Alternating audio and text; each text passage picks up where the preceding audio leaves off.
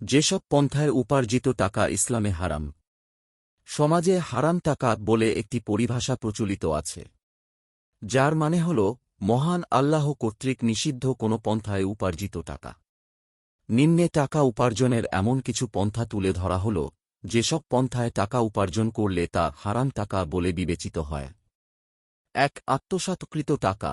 মহান আল্লাহ কারো সম্পদ আত্মসাৎ করা নিষিদ্ধ করেছেন। যদি কারো উপার্জিত টাকা আত্মসাতের মাধ্যমে হয়, তাহলে সেটা হারাম টাকা। পবিত্র কোরআনে ইরশাদ হয়েছে, আর যে খিয়ানত করবে, কিয়ামতের দিন উপস্থিত হবে তা নিয়ে যা সে খিয়ানত করেছে। অতঃপর প্রত্যেক ব্যক্তিকে পুরোপুরি দেওয়া হবে যা সে উপার্জন করেছে, এবং তাদের জুলুম করা হবে না। সূরা আলে ইমরান আয়াত ১৬১। ২. অন্যায়ভাবে কারো টাকা হস্তগত করা। অনেকে আইনের ফাঁকে ফেলে অন্যের সম্পদ হাতিয়ে নেয়। কেউ আবার ছয়নয় বুঝিয়ে অন্যের সম্পদ হস্তগত করে। আল্লাহর আইনে এগুলো নিষিদ্ধ। ইরশাদ হয়েছে, তোমরা নিজেদের পরস্পরের অর্থসম্পদ অন্যায় অবৈধভাবে ভক্ষণ করো না। আর জেনে বুঝে অপরাধমূলক পন্থায় অপরের সম্পদের কিছু অংশ ভক্ষণ করার উদ্দেশ্যে তা শাসকদের কাছে উপস্থাপন করো না।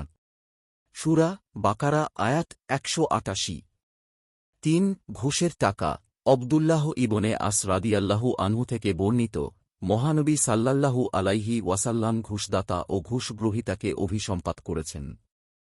আবু দাউদ হাদিস ৩৫৮০।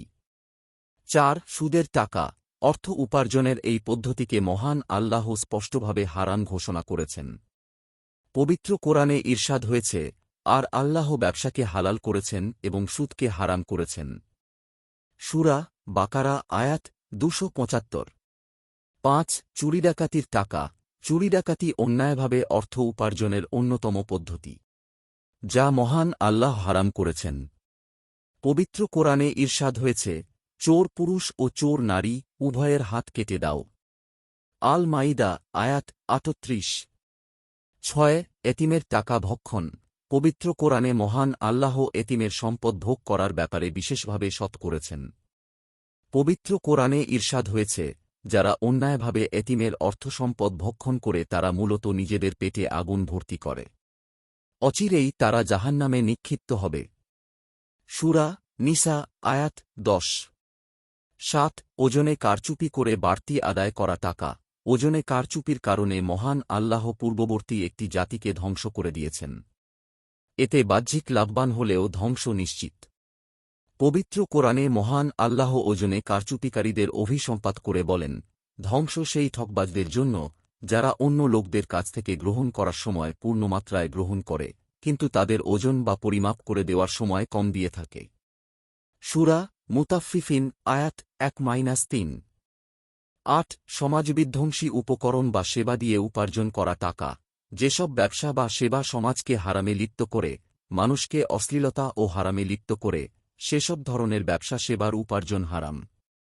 পবিত্র কোরআনে ইরশাদ হয়েছে, যারা চায় ঈমানদার লোকদের মধ্যে অশ্লীলতার প্রসার ঘটুক, তাদের জন্য পৃথিবীর জীবনে এবং পরকালে যন্ত্রণাদায়ক শাস্তি আছে।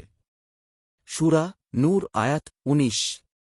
অন্য আয়াতে ইরশাদ হয়েছে, মানুষের মধ্যে কেউ কেউ অজ্ঞতাবশত আল্লাহর পথ থেকে বিচ্যুত করার জন্য অসার বাক্য ক্রয় করে এবং আল্লাহর প্রদর্শিত পথ নিয়ে ঠাট্টা বিদ্রূপ করে, তাদেরই জন্য আছে অবমাননাকর শাস্তি। সূরা লোকমান আয়াত ৬।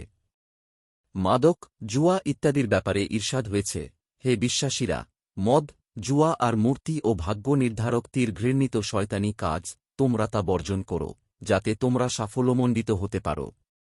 সূরা মায়েদা আয়াত ৯০। আপনার একটি শেয়ার হয়তো কারো জীবন বদলে দিতে পারে। সাদকায়ে জারিয়া সওয়াব পেতে ভিডিওটি শেয়ার করুন। সোর্স ইসলামী জীবন, কালের কণ্ঠ।